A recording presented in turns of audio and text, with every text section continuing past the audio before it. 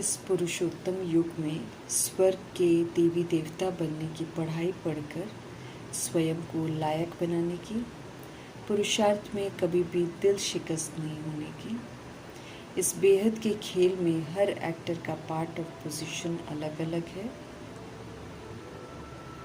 ये राज समझ वर्ल्ड की हिस्ट्री ज्योग्राफी का सिमरन कर स्वदर्शन चक्रधारी बनने की,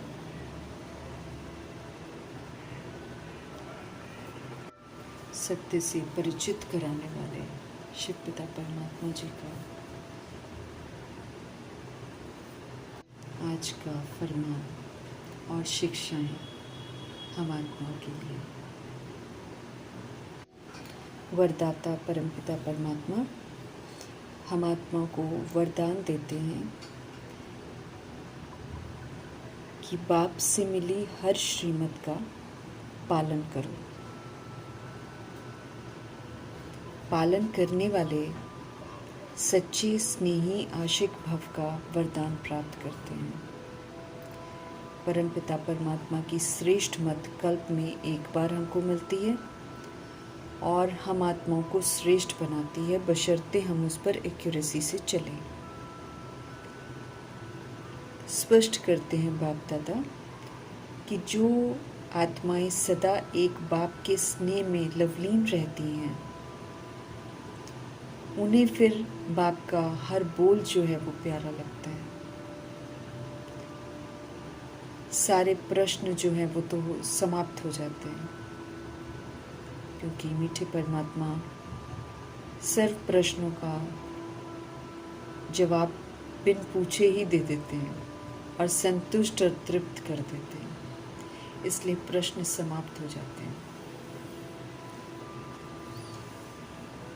स्पष्ट करते हैं बाबा कि ब्राह्मण जन्म का फाउंडेशन स्नेह है।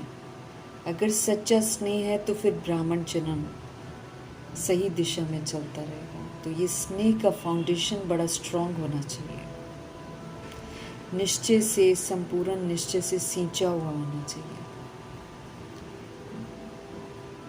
समझ देते हैं कि जो स्नेही है, जो आशिक आत्माएं हैं, जो दीवानी है प्रभु की, उन्हें बाप की श्रीमत को पालन करने में मुश्किल का अनुभव ही नहीं होता है। जैसे मातेश्वरी, जैसे ब्रह्मा जी, ये सच्चे आशिक थे माशूक परमपिता परमात्मा के। इन्हें बिल्कुल मुश्किल ही नहीं लगा, एक बार भी इनको मुश्किल अनुभव नहीं हुआ श्रीमत को पालन करना। बड़ा सहज पालन किया, बिना कोई शिकवा शिकायत के, संतुष्ट राजी रहकर हर श्रीमत का पालन किया।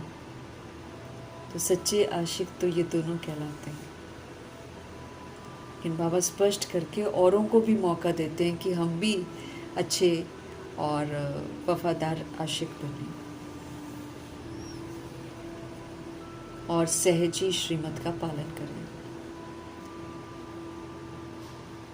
सच्चा स्नेह होने के कारण, सच्चा आशिक होने के कारण सदा उनमें उमंग रहता है कि जो भी बाबा ने कहा है वो मेरे प्रति कहा है और मुझे करना है।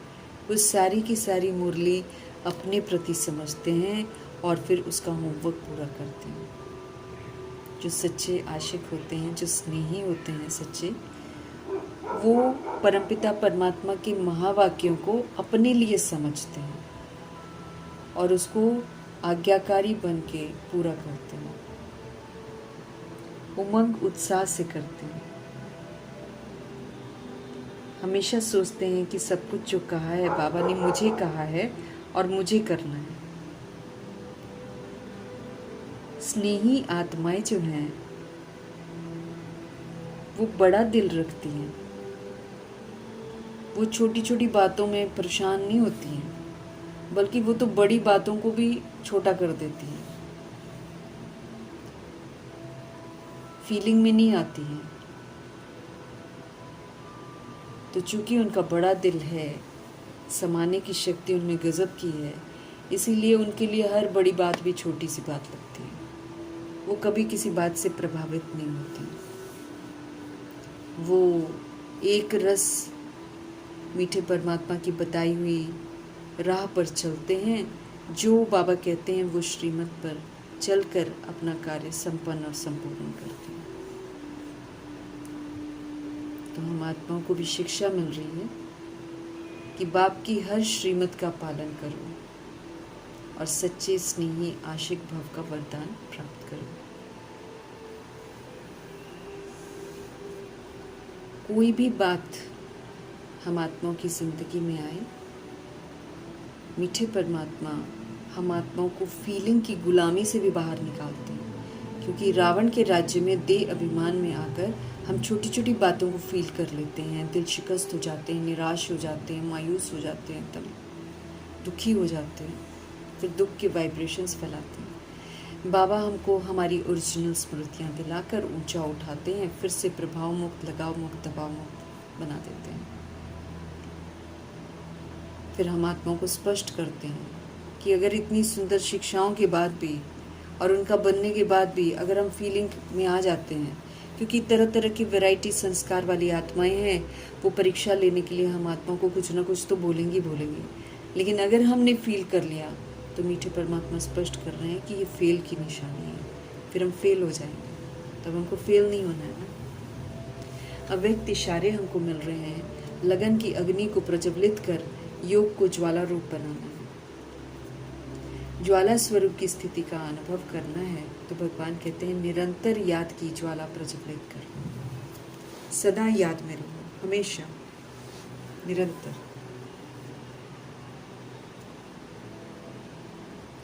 और फिर बाबा कहते अपने को सारथी समझो, शरीर रूपी रथ को चलाने वाली मैं सारथी हूँ। और फिर साक्षी समझ कर चलो, डिटैच होकर देखना है। अपना ही रोल हमने प्ले किया हुआ है ना, अपने प्ले किए हुए रोल की परिस्थितियाँ आती हैं, सब कुछ आता है।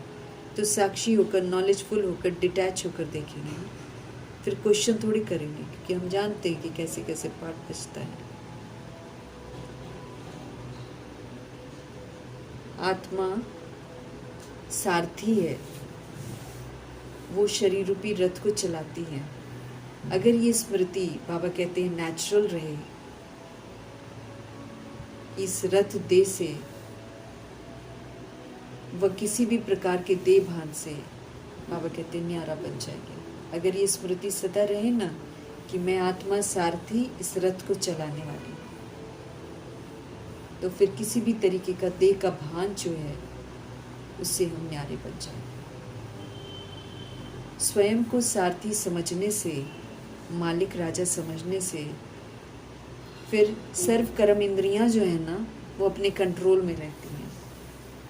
फिर कर्म इंद्रियां अपनी मनमानी नहीं करेंगी, कंट्रोल में रहेंगी। और सूक्ष्म शक्ति, मन, बुद्धि, संस्कार भी जो है ना वो ऑर्डर प्रमाण रहते हैं, वो भी फिर मनमानियां नहीं करते, कायदे से चलते हैं। इसलिए सारथी बनना है और निरंतर याद में रहने की आदत डालनी है। तो फिर हमारी जो स्थिति है वो ज्वाला स्वरूप की बन जाएगी। बाबा हमको समझ देते हैं कि ये जो ईश्वरीय पढ़ाई है, इसका सारा मदार जो है वो योग पर है। योग को बड़ा पावरफुल बनाना है। योग से ही आत्मा समझ, हमको पढ़ाई से सारी समझ मिलती है, समझ से फिर हम परमात्मा के साथ योग लगाते हैं, फिर योग से हम आत्मा पवित्र बनते हैं और योग से ही फिर हमारे विक्रम भी विनाश होते हैं। विडंबना है कि कल्याणकारी परमपिता परमात्मा सभी आत्माओं के सच्चे हितैषी हैं, वही साथी हैं, वही सर्व संबंधी हैं। फिर भी माया की इस दुनिया में बाबा स्पष्ट करते हैं कि आत्माएं उनका हाथ छोड़कर चली जाती हैं, और कारण ये बताते हैं कि हम सब बाप को पूरी रीति पहचानते नहीं हैं, निश्चय बुद्धि नहीं होते हैं। तो फिर 8-10 वर्ष क्या, उससे ज़्यादा वर्ष भी ज्ञान में चलते चलते फिर बाबा को छोड़ देते हैं। मर्तबा बाबा कहते फिर भ्रष्ट हो जाता है और कहीं नाम रूप में फंस जाते हैं, तो क्रिमिनल आई हो जाती है। ऐसे में फिर माया की ग्रहचारी बैठ जाती है, राहु शनि केतु बैठ जाते हैं, अवस्था नीचे ऊपर होती रहती है। तो फिर बाबा कहते फिर पढ़ाई भी छूट जाती है। इसीलिए निश्चय बुद्धि होना, परमात्मा को यथार्थ रीति पहचानना बहुत ज़रूरी है, क्योंकि तरह तरह की परिस्थितियाँ और विघ्न, ऑपोजिशन, आपदाएं, मुसीबतें ये तो अभी दिन पर दिन आनी है, क्योंकि इसी विधि से सबके हिसाब किताब चुकते हैं। तो अगर भगवान में संपूर्ण निश्चय नहीं होगा तो कोई भी डावाडोल हो जाएगा और छोड़कर चला जाएगा। इसीलिए बाबा स्पष्ट करते हैं कि निश्चय बुद्धि नहीं होते हैं, बाबा को पूरा नहीं पहचानते हैं, इसलिए भगवान का हाथ छोड़ देते हैं, क्रिमिनलाई हो जाते हैं, नाम रूप में फंस जाते हैं। इससे फिर माया की ग्रहचारी बैठ जाती है, अवस्था फिर नीचे ऊपर रहती है, तो पढ़ाई भी हमारी छूट जाती है। तो बड़ा सावधान होकर इस मार्ग पर चलना है। हम रूहों के पिता, हम रूहों को हर बात यथार्थ रीति समझाते हैं।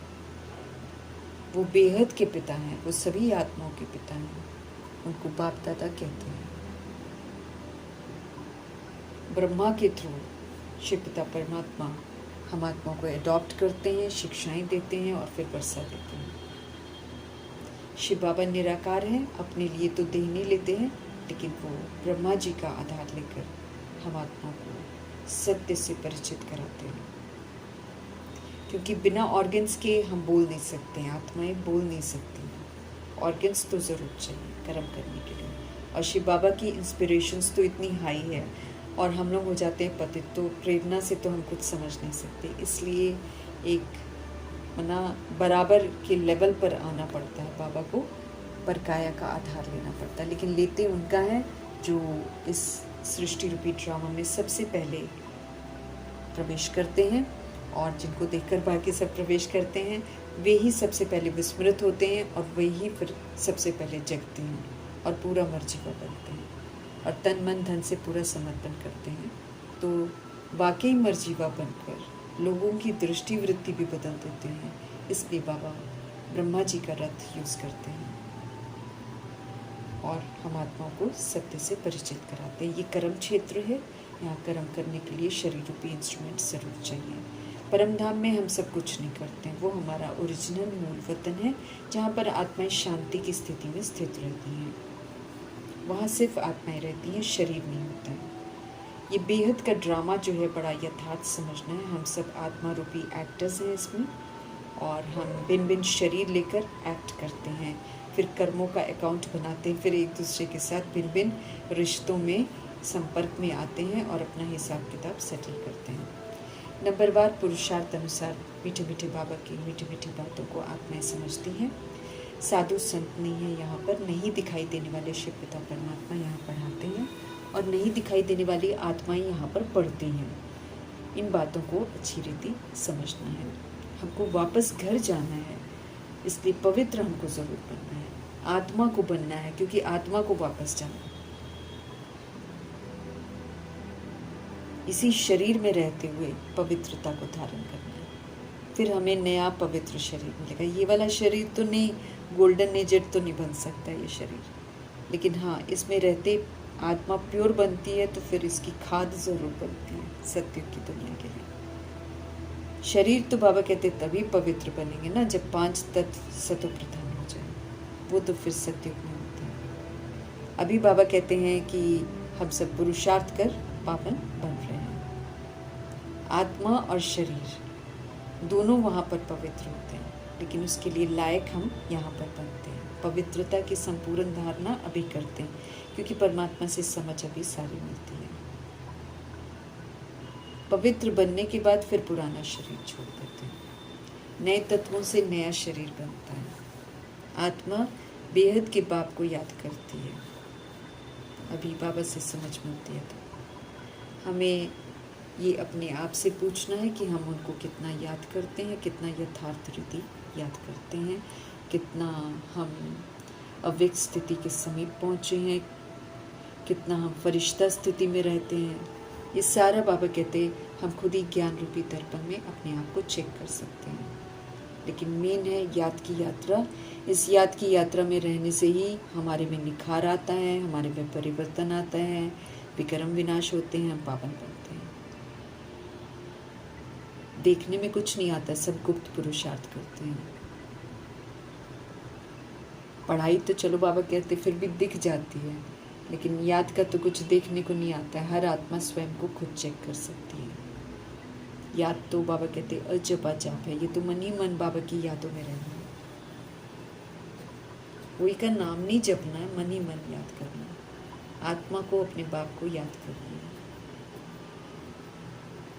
बाप को याद करते करते पवित्रता के सागर हैं, जिनको जैसे याद करते हैं हम वैसे ही बनते जाते हैं।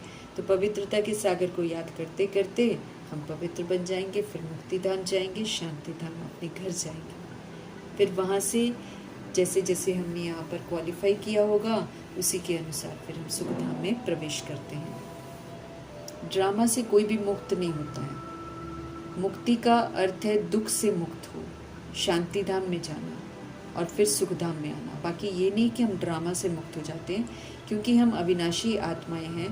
पूरा रिकॉर्डिंग आत्मा में हो जाता है। आत्मा फिर उसी रिकॉर्डिंग के अनुसार पाठ बजाते हैं, इसलिए वो मुक्त नहीं हो सकती है ड्रामा से। बाबा समझ देते हैं कि जो पवित्र बनते हैं वही सुख भोगते हैं। अपवित्र मनुष्य फिर पवित्र आत्माओं की पूजा करते हैं। पवित्र बनने में और महिमा योग्य बनने में मेहनत है। आंखें बहुत धोखा खा देती हैं। आंखों के चक्कर में बाबा कहते हैं आत्माएं क्रिमिनल बन जाती हैं, गिर जाती हैं और अवस्था नीचे ऊपर होने लग जाती है। फिर आंखों से ही गलती करते हैं तो ग्रहचारी बैठती है हम पर। तो अभी ग्रहचारी नहीं बिठानी है अपने ऊपर, अभी श्रीमत पर पूरा चलना है।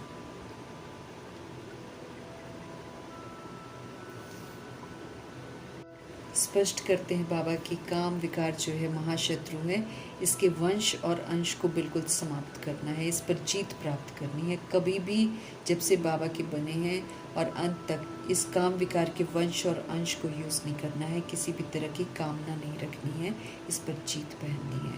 रक्षाबंधन पवित्रता की निशानी है, तो उस दिन चेक करना है कितना हम पवित्र बने हैं। राखी सिर्फ बांधनी नहीं है, बल्कि हमें साथ में ये भी चेक करना है कि हम कितना बाप समान बने हैं। दुनिया में तो आर्टिफिशियल राखी बनाते हैं, क्योंकि कोई भी पावन बनता नहीं है, न किसी को मालूम है कि पावन बनना पड़ता है। इसमें तो समझ चाहिए ना हमको, समझ से फिर हम हर बात समझते हैं।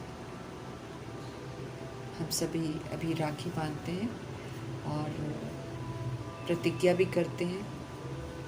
सिखों में भी जैसे कड़ा पहनते हैं तो बाबा कहते हैं वो एक्चुअली पवित्रता की निशानी है, लेकिन आजकल तो कोई पवित्र रहता नहीं है। पतित को पावन बनाने वाले तो सिर्फ एक ही सदगति दाता शिव पिता परमात्मा है।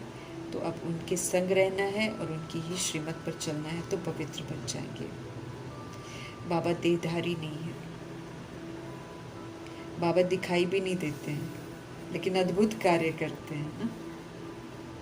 आत्मा को कोई देख नहीं सकता, हम आत्माओं को भी कोई देख नहीं सकता, सिर्फ शरीर दिखाई देता है। तो जब हम खुद को समझ जाएंगे तो फिर परमात्मा को भी सहज समझ पाएंगे। शरीर के अंदर आत्मा होती है, वो ब्रिकुटी में होती है। अब बाबा पुनः उसको सीट पर विराजमान करवाते कि अपनी सीट पर विराजमान रहो, कर्म इंद्रियों की अधीनता से अपने आप को मुक्त करो।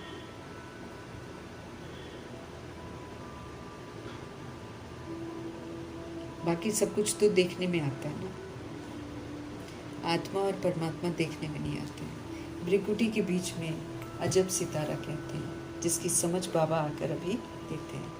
अब परमात्मा को याद करना है, अनुभव कर सकते हैं बाबा को, वो हमें इर्द गिर्द अनुभव होंगे। परमात्मा क्या है कोई नहीं जानता, आत्मा क्या है कोई नहीं जानता। अब ये सत्य से सभी को परिचित कराना है।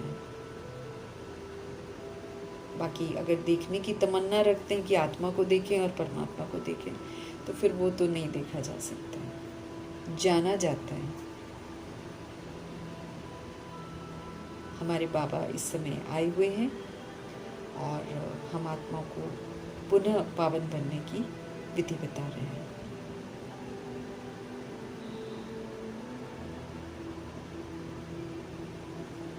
तो बाबा कहते हैं ब्रह्मा जी तो आंखों से दिखाई देते हैं ना, लेकिन उनके रथ को यूज़ करके इतनी सुंदर सुंदर शिक्षाएं देने वाले शिव पिता परमात्मा दिखाई नहीं देते हैं। लेकिन हमारे बाबा ज्ञान के सागर हैं, इस शरीर के द्वारा हमको ज्ञान सुना रहे हैं। वो ज्ञान के सागर पतित पावन है। निराकार को रास्ता बताने के लिए आधार लेना पड़ता है। किसी को भी मालूम नहीं है कि भगवान आते हैं। शिव जयंती मनाते ज़रूर हैं, लेकिन अर्थ कुछ भी नहीं समझते हैं। अपनी मनगढ़ंत कहानियाँ लिखकर सुनाते हैं। बाप को पूरी रीति नहीं पहचानते हैं। निश्चय बुद्धि नहीं है ना, इसलिए फारकती दे देते हैं। माया के वशीभूत होकर भगवान को छोड़ देते हैं। माया बिल्कुल अंधा बना देती है। अगर हम जागरूक नहीं हैं तो वो 1 सेकंड में अंधा बना देती है। बहुत सारी आत्माएं ऐसी हैं जो बाप का बनकर फिर छोड़ देती हैं, क्योंकि उन्होंने एक्यूरेसी से याद नहीं किया।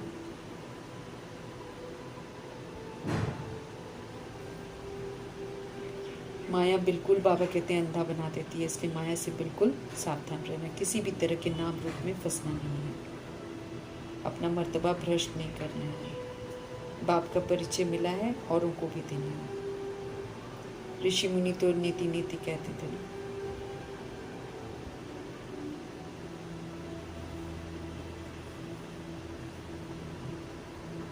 हम आत्माओं को परिचय मिला है तो हमें औरों को भी देना है।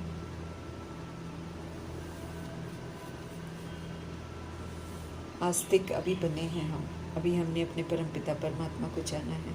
इसके पहले हम सभी नास्तिक थे। भक्ति भावना भले कितनी भी करते थे, लेकिन नास्तिक थे, क्योंकि हम वाकई भगवान को नहीं जानते थे। भगवान हमारे पिता हैं। हम आत्माओं को वही आकर बताएंगे ना कि वो हमारे पिता हैं। बच्चा थोड़ी बाप का परिचय दे सकता है। इसीलिए दुनिया में कितने भी धर्म स्थापक आए होंगे, कोई भी भगवान का यथार्थ परिचय नहीं दे पाया। भगवान अपना संपूर्ण परिचय खुद ही देते हैं, और जब वो परिचय हम प्राप्त करते हैं और हमको यकीन हो जाता है तो हम आस्तिक कहलाते हैं। हम रचता और रचना के आदि मध्य अंत को भी इस समय जान गए हैं। शिव बाबा सुंदर रचना रचते हैं। पहले हमको ब्राह्मण बनाते हैं, फिर कर्मयोगी फरिश्ता कैसे बनना है उसकी शिक्षाएं देते हैं, और फिर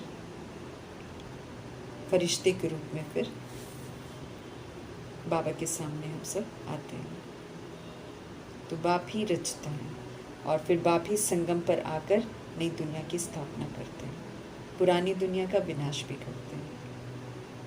महाभारत लड़ाई इसीलिए है, जिसमें देह का भान, देह का अभिमान और विकारों का विनाश होना है।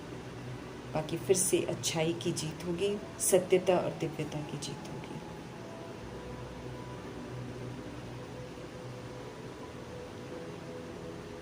श्री कृष्ण श्रीमत पर चलकर श्री का टाइटल प्राप्त करते हैं। जब वो होते हैं तो तब कोई कंस नहीं होता है। ये तो दंत कथाएं लिखती हैं कि कंस के साथ वो लड़ते हैं, क्योंकि कृष्ण जी तो हिंसात्मक है ही नहीं। कंस, रावण, ये सब तो असुर गाए जाते हैं, तो ये सचखंड में नहीं जाते हैं। सारी दुनिया इस समय आसुरी संप्रदाय है। एक दो को बाबा कहते हैं मारते हैं, काटते हैं, सब अनाथ हो गए। किसी को मालूम ही नहीं कि हमारे माँ बाप कौन है। हमारा शरीर के माँ बाप भले सबके हैं, लेकिन तो भी लड़ते झगड़ते हैं। क्यों? क्योंकि असुर में तो आत्मा पाठ बजा रही है, और आत्मा के माता पिता तो शिव बाबा है। ईश्वरीय दैवी दुनिया ईश्वर ने स्थापन की है, लेकिन ऑफ कोर्स आत्माएं अपने अपने पुरुषार्थ अनुसार समझती हैं। ईश्वरीय परिवार के संस्कार धारण करके फिर हमको दैवी परिवार में जाना है। परमपिता परमात्मा हमको लायक बना रहे हैं स्वर्ग का देवी देवता बनाने के लिए। खुद पढ़ा रहे हैं बाप। तो संगम युग को कोई भी नहीं जानते हैं। कोई भी शास्त्र में इस पुरुषोत्तम से संगम युग की कोई बात नहीं है। पुरुषोत्तम युग अर्थात बाबा कहते हैं जहाँ पुरुषोत्तम बनना होता है, यहीं पर श्रीमत मिलती है सब पुरुषों में उत्तम बनने की, और यहीं बन सकते हैं। कनिष्ठ तमो प्रधान दुनिया बन गई है। सारी बातें बाबा आकर समझाते कि असुर किसको बोलते हैं, भ्रष्टाचारी दुनिया किसको बोलते हैं। जहाँ विकारों का राज्य है वो भ्रष्ट दुनिया है, देह अभिमान का राज्य है वो भ्रष्ट दुनिया है। अभी हमको आत्मा समझकर अपने आप को श्रेष्ठाचारी बनाकर श्रेष्ठाचारी स्वर्ग में सचखंड में जाना है। पूज्य बनना है, पवित्र बनना है।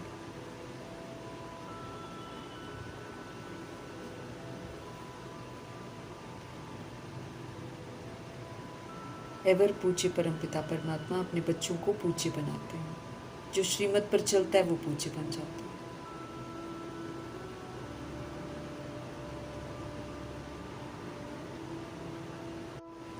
शिव जयंती के महत्व को लोग जानते नहीं है कि ये शिव के आगमन की जयंती है, इसलिए उतना अहमियत देते नहीं है। अपनी अपनी विधियों से अपनी अपनी दंत कथाएँ जो बना रखी हैं उसके अनुसार शिव जयंती मनाते हैं, जबकि शिव जयंती प्रतीक है शिव का इस दुनिया में प्रवेश करना।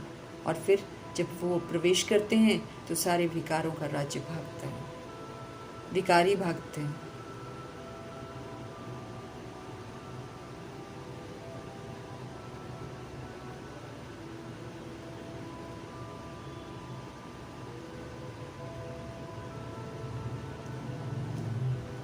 हमारे शिव बाबा हमारे टीचर भी हैं, हमारे बाप भी हैं और फिर हमारे सदगुरु भी हैं।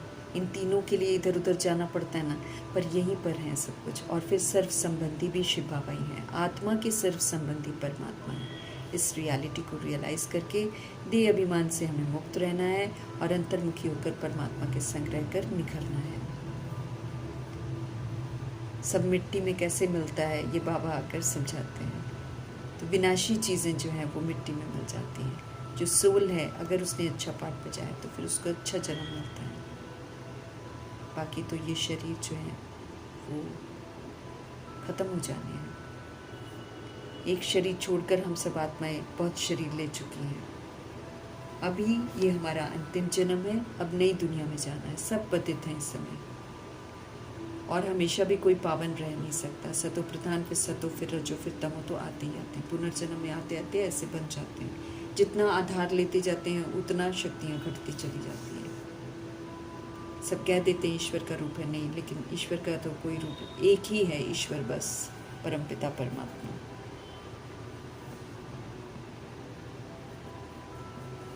श्री कृष्ण को भगवान नहीं कहते हैं और भी अन्य किसी को भगवान नहीं कहते हैं।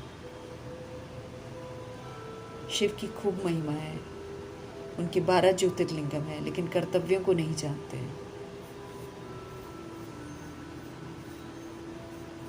सतयुग में ऐसा जो है ना हंगामा सतयुग में नहीं होता। सब लोग सुखी रहते हैं, शांत रहते हैं और आनंदित होकर पाठ बजाते हैं। हम सब यहाँ पर स्वदर्शन चक्रधारी बनते हैं। हमको ड्रामा के चक्र की समझ मिलती है, क्या करना है क्या नहीं करना है उसकी समझ मिलती है। तो अब हम राइटियस मार्ग पर चल सकते हैं। मूल वतन में सिर्फ आत्माएं हैं, सूक्ष्म वतन में फरिश्ते हैं और मनुष्य जानवर पशु पक्षी जो होते हैं वो सारे सृष्टि रूपी ड्रामा में होते हैं।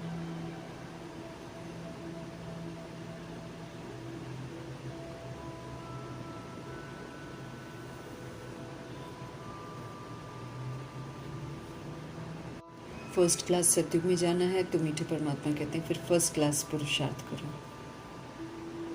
पुरानी दुनिया तो इसी विधि से विनाश होनी है। कभी अर्थक्वेक आएगा, कभी बाढ़ आएगी, कभी भूकंप होएगा, अच्छा कभी लैंडस्लाइड्स होंगे, कभी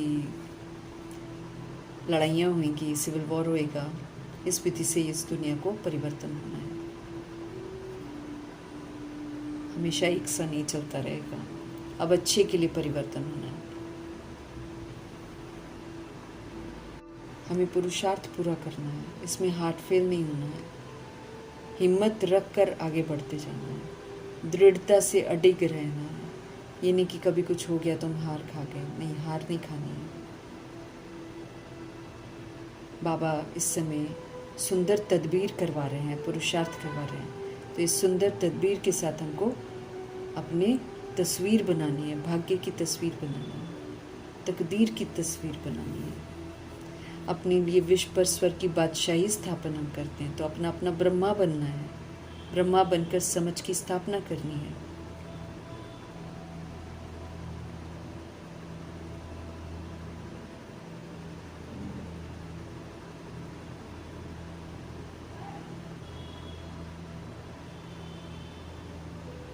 तो अपने को देखना है हमें कि हम क्या बनेंगे, क्योंकि बादशाही मिल रही है, तो बादशाही स्थापन हो रही है। तो इसमें अपना अपना पार्ट बजाकर, सतयुगी पार्ट बजाकर अपनी सीट बुक करनी है। बुक नहीं करेंगे अभी से भगवान की मौजूदगी में तो स्टैंप लगेगा नहीं, स्टैंप लगेगा नहीं तो अंदर जाने नहीं दिया जाएगा। तो बाद में हमें पछताना न पड़े, उसके पहले ही सुजाग रहते हुए, अलर्ट रहते हुए परमपिता परमात्मा जी की शिक्षाओं को अमल में लाते हुए हमें परफेक्ट बनना है। परफेक्ट बनाने वाले शिव पिता